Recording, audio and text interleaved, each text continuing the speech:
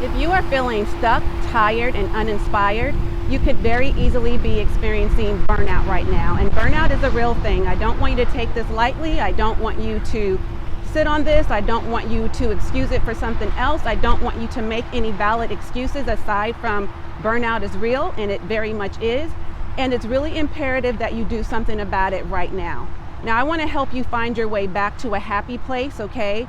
And feel that youthful, inspiring, passionate feeling that you once had, okay?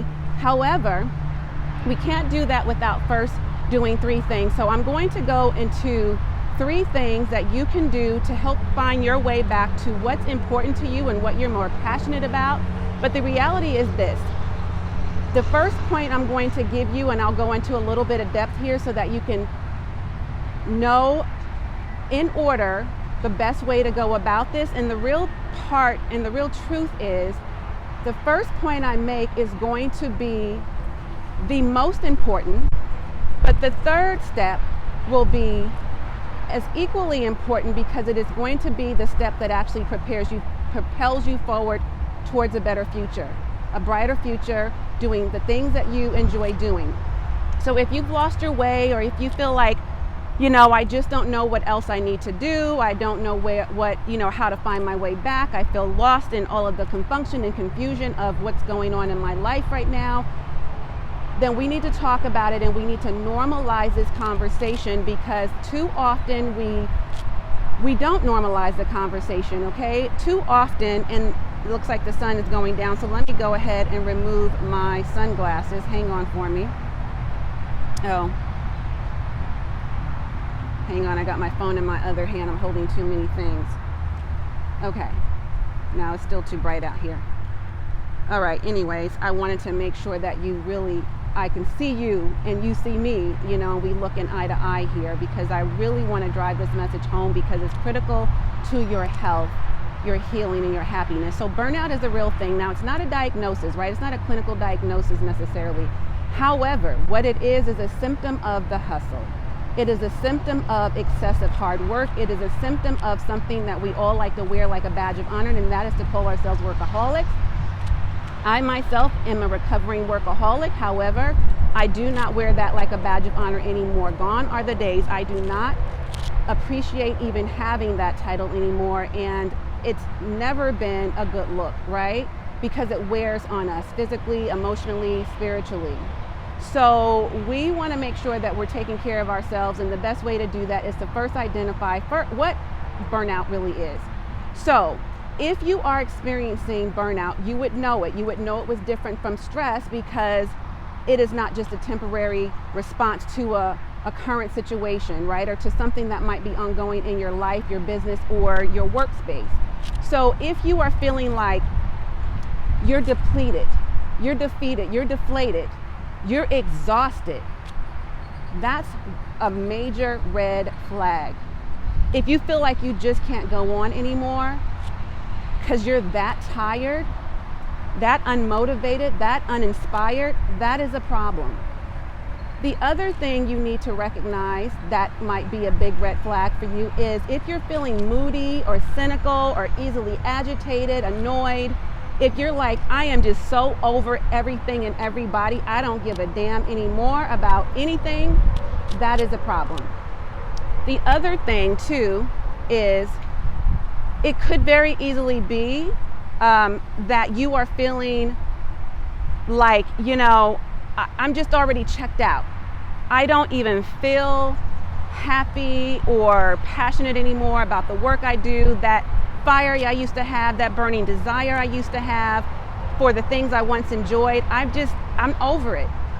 And maybe you don't engage in the activities that used to be fun for you. Maybe you don't hang out with your friends anymore. Maybe you're just not like really into life the way you once were. That is a problem. If you are already checked out from that job or your business, and you're like, you go to work and you do the mundane, tedious, time-consuming tasks day in and day out, even if you have a team helping you in your business, or even if you have great coworkers that you're, doing well with and you're usually collaborating with, and you have like a cohesive team, and you're just like checked out already. Or if you're especially working in a toxic work environment or hostile work environment, then that will definitely drain you, right? So if you show up at your job, but you're physically present, but not mentally present, that is also a problem, right? Because that means you're not being 100% productive and you're not doing what's really required of you and giving your all to that job. And you're ready to be, you've probably got one foot out the door already, right? It's like you're ready to turn in your notice. You're ready to go out and curse out your boss. You're ready to just tell people like what's really on your mind because you don't care anymore. And I'm losing some sunshine. Let's walk over here. Then those things are problematic, right? So I just want you to understand that while that may feel normal right now, I mean, it can't feel normal, right? You know something's off. So, but we've got to figure out, okay, well, what is your baseline? And then what do we need to shift as far as what you're doing on a day-to-day to just change things around? So that's the second thing, right? That's leading me actually into my next point, and that is, what is it that you can do? And I feel like, there we go. I just wanted to like really capture the sunlight right here because certain angles I turn, it's too much shade. So the next thing I want you to focus on is, how can you get back to the things that you really enjoy, right? Well, we can't do that without first identifying and admitting what we're doing right now that is hindering our progress, our growth, that is taking away from our happiny, that is not allowing us to focus on the things that is happening in our lives right now, like not identifying the underlying issues, where the problems stem from, so that we can get rid of those things that are actually creating the stress, yes, but we're beyond stress now, but the burnout that we are actually experiencing.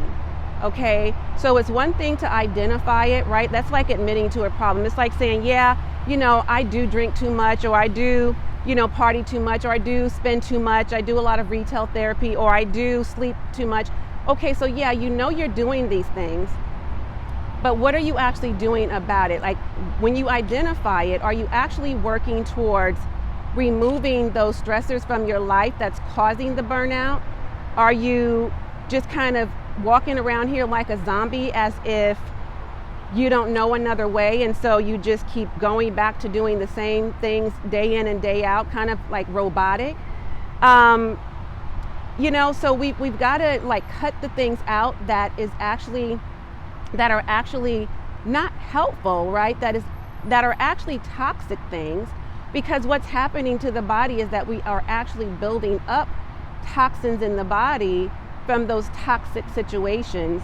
So we've got to get rid of the toxicity that is being created, right? The things that are in our environment, the people that are in our lives, the activities that we are participating in, the work environment that we are a part of, that we've been hired into, the culture of the organization that we can't control, maybe something going on in your household that you're ashamed to talk about. God forbid, if you are in any sort of like abusive relationship, then we need to really talk, because then that is something else that's adding to your stress and burnout, right? Or if you're just in a really tough situation in your relationship and you're having relationship problems, that can also add to stress and burnout. So we've just got to not only identify what the problems are, but then what can we remove from our life so that we can actually make progress, meaning we're not going to be stagnant, stuck and still in this situation. We are actually going to get into radical action and do something about it. Okay? So keep going on a walk around here. The other thing is, how can we get back to what's important to us, right? Well, first of all, let's establish and we're on number 2 right now, let's establish a wellness routine. What can we do to nurture our souls? Because right now your soul is more than likely empty, and we want to make sure that you are feeling fulfilled, completely happy, joyful, like You want that fire back. You want to feel youthful again. You want to feel like, you want to live life to the fullest again. And you cannot do that if we do not establish a wellness routine. So what can we do to actually nurture our souls, right?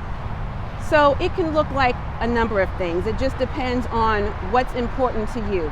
Now let me give you an example of what I actually do so that you can think about, incorporating this in your life perhaps, or find something along the lines of this, or just take a moment to figure out what actually works for you. So, and then I'm not going to go too far over here because then it's a lot of traffic and you're going to be hearing that background noise, and I want you to focus on what I'm saying to you. So let's stop here for a moment. So here's the deal. For me, on a daily basis, and this is what's important to me, is to be connected spiritually, right? I have a very intimate, strong relationship with God. I like to stay grounded and humble and connected to the universe and nature. As you can see, I'm out here now, talking to you. So, and I like to do things that stimulate my mind, right? Whether it's, being a part of conversations that are stimulating, listening to conversations that are stimulating, doing something to exercise my mental, right? My mind, something to expand the capacity of my mind, my bandwidth, and that sort of thing. So for me, every single day, I religiously, without fail, I get up every morning, I say my prayer, I count my blessings, I talk to God, I give myself the first 3 hours of the day, I meditate after prayer, I say my I am affirmations, right? I say everything that I'm grateful for. I pray for not only myself, but my family, my friends, my closest friends, the world that we live in, right? The people who are suffering, those who have less than me. When I do these things, it puts me in a really great mood, and I'm energetically aligned with what my next steps are and the things that I'm working on that, bring me the passion and the life that I am working towards, so that I can feel and, be in that happy place and maintain that. So I then get up, I go, sometimes I start my day journaling, and sometimes I, or I go for my walk first. So I do my bed exercises, I get my body, ready to get up and move around because it's stiff first thing in the morning. And then I stretch really good. I go for a nice walk. I get, I work on doing 10,000 steps at minimum per day. So I at least go for the first 5K steps in the morning, go for a nice brisk walk. Or I do some form of exercise if it's raining out or, it's cold out, then I might do some exercises in the house or my neighborhood. I just dress for the occasion. But that always makes me feel in a really good mood, okay? The next thing I do is, and it gives me a lot of energy too, so, this is the way that I re-energize myself. Then I come back home, I shower, I take a nice hot shower, and then when I'm done there, I go eat a healthy light breakfast, and something that's heart healthy, right? Something that's going to, again, nourish my body now, refuel me, right? Give me the energy I need to get through the day. And then I might, read a book. I might listen to a podcast, something again that stimulates my mind. And then by about 9 o'clock, not before, I get to work. I do not engage in anything that's going to bring me any negative thoughts or feelings, nothing that's going to cause any negative emotions for me. So that's going to get me off balance and, get my energy off. That's going to kind of disconnect me from my goals, right? So I'm not watching the news first thing in the morning. I'm not scrolling through social media. I'm not checking on the weather. I'm not texting people. I'm not checking emails. I'm not doing anything. I'm not doing anything business related, work related at all. The only people that I will text to check on in the morning is my mother and my son and my forever life partner, okay? So that is it. Those are the three people. And, so my immediate circle of love, I call them, right? My immediate family. Other than that, everybody is trained, so to speak, to respect my boundaries. They know that I'm working. They know that I give myself, I give myself the top of the morning. I give my first top of the morning to God, right? and then I get to work, and then I'm not being disturbed all throughout the day, again, doing all the things that don't serve me, right? And certainly is not in alignment with the goals that I have for myself. Now, the third thing, and before I go into the third thing, if you're getting value from this, and I apologize if it's loud out here and if it sounds like I'm yelling at you, I'm just trying to project my voice over the background noise. So that's the difficult part about sometimes being outside, especially where, you're in an area where it's heavy traffic. But if you are getting value from this, please do subscribe to my channel for more content like this, and be sure to share this out with 3 other people that you know who can benefit from this message today, okay? Because again, burnout is very real, but so is healing. But in order to get to the point of healing, we've got to first identify what burnout looks like, what it feels like, and then once we identify that, we've got to do something about it and remove those things, those people, those environments that we are part of that is not helping us, but that's toxic in our lives. And that's really like kind of number 1, part A and B, okay? And then we got to number 2, right, where we established a routine of wellness so that we can be energetically connected with and aligned with our goals and where it is we want to go. And then the third thing is to dream again, to be connected to and realize our dreams again, right? What are your big goals, your big dreams, your big aspirations? Like, what are those things for you, right? We've got to start talking about that, because if we don't, what happens is we stay disconnected, right? If we don't sit down and journal about what our lives could be, if we don't reimagine what makes us happy, if we don't like reconnect to what we enjoyed when we were more youthful, if we don't, be what I call a great pretender, like when we were kids, how we just dreamed big and nothing was impossible. We could fly, we can jump off the buildings, we can run fast, and we were the superheroes, right? We did all of those things because there was nothing in our minds we couldn't do because we imagined. So what can you reimagine for yourself again? What do you reimagine for your life again? Who do you want to be at this big old age and big stage and at this phase and stage of your life? Who do you want to be? How can you reinvent yourself? How can you rebuild your life? What do you want it to look like? How can you, what do you need to do to take the steps to design the life that you love, right? That's what this is all about. It's our life. It's our life. So what is it that you can do for you to reconnect to you? Because you're lost right now. You're lost inside of yourself. You're lost in your own head and your own heart. And you're letting all of this, negative conversation and these people that are around you and your environment that you're in and your toxic work culture and your, the business that's just draining you right now, like you are allowing all of that to take from you, to steal your joy. And as my mother has told me for years, don't ever let anything and anyone steal your joy. You've got to put yourself first, hon. You have to.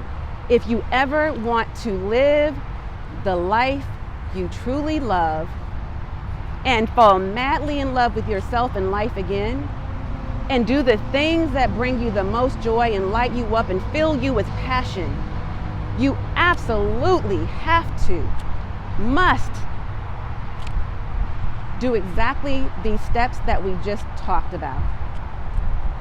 Again, identify that you're burnt out, admit it, accept it, do something about it, set an example for yourself, make a routine, schedule it out, put it on your calendar, and be committed to your transformation, right? But be committed to changing the trajectory of your life, be committed to leading a legacy for yourself and your family, those who depend on you. Be committed. And then wake up every day and make those new routines, that new routine that you create, habitual. Do them religiously, like clockwork, like you need air, like you need food, you understand? This is a part of your new routine. If we're gonna remove the old that doesn't serve us, we've gotta replace it with new things. So what is that for you? And then we need to find fulfillment in our lives again, right? How? By getting connected to our true inner being, the core of who we are. And if we don't like that version of ourselves anymore, if we don't want those things anymore, if we're no longer passionate or joyful about those things anymore, fine. What can you do instead then to reinvent yourself and redesign your life to what it is you do want? Dream so damn big it scares you. Okay, and then be courageous enough and bold enough to actually do the thing you said you are going to do. Because if you don't do it for yourself, nobody else will. Who is it that's going to be the person for you to change your life if it's not for you? You have to be the one. Nobody else can do for you what you've got to do for yourself. And I know it seems and feels hard right now, but so is everything else in life. And what's harder is to stay right where you are and not do anything at all. And you guess what? To look back years from now, even a year from now, even 6 months from now, and realize that you're worse off than you were when we first had this conversation. So I want you to take it seriously, because stress leads to burnout leads to hospitalization, and we do not want that. We don't need any medical problems, right? We do not need any mental angst, and we don't need to experience anxiety and depression. We do not need to take medication to fix our problems. We know what the problem is now, and now we know what to do. This is a natural, holistic path we're taking. Let's try that first instead of popping these pills that gives us all these side effects and really maybe temporarily masks the pain, but it doesn't directly deal with the pain, because after those pills have worn off, you are left with a bunch of side effects that cause other problems, and now you've got secondary issues, and now you're dealing with that. And guess what? Your reality still exists until you change it. So I invite you, I encourage you, and I want you to be inspired or motivated to take inspired action, so you can look back at this video and thank me now, okay? Or thank me later if you want, but you're welcome now. I'm here giving you these gems right now, because now is what matters more, okay? And now is what matters most. We've got to do something right here, right now, today. And if we don't, then we are going to be the ones who suffer. And guess who's also going to suffer? The people who we love, the people who love us and care about us and who depend on us, and they are looking up to us as examples, as role models. And if we're truly leading our legacy, one that we can live in right now and one that we can certainly live behind, guess what? If we don't do something now, those individuals that we say we care about and love are going to suffer too. Whether or not you're trying to hurt them intentionally or directly or any of that, it doesn't matter. It's going to happen, because that is how life works. So do yourself and them a favor. If you truly love them, then love them, okay? The right way. And that starts by you taking action and doing what matters for you, okay? Now, if you have any follow-up questions, let me know, drop me some comments. Do share this video out, and thank you so much for tuning in. I'm going to tune out. As always, and until next time, I am wholeheartedly in this journey with you. Bye for now.